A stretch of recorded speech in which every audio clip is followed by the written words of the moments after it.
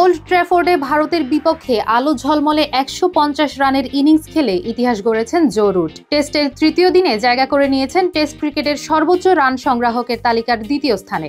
তার উপরে এখন কিংবদন্তি সচিন টেন্ডুলকার। রুট জানিয়েছেন, সচিনকে ছাড়িয়ে যাওয়ার চেয়ে ইংল্যান্ডকে ম্যাচ জেতাতে সাহায্য করাই আমার মূল প্রেরণা।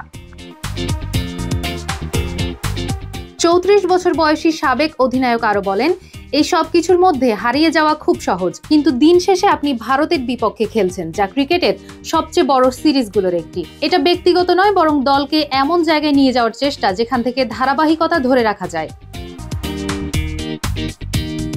রান সংখ্যার হিসেবে রুটের বর্তমান সংগ্রহ ১৩,৪০৯, টেস্ট শতক ৪৬টি, যার ফলে তিনি সেঞ্চুরির তালিকায় কুমার সাঙ্গাকারার সঙ্গে চতুর্থ স্থানে উঠে এসেছেন। সচিনের ১৫,৯২১ রানের চেয়ে এখন তিনি পিছিয়ে আছেন ২,৫১২ রান। তবে তিনি এই ব্যবধান ঘোচাতে আগ্রহী নন, বরং দলের জয় ভূমিকা রাখাটাকেই দেখছেন বড় সাফল্য হিসেবে।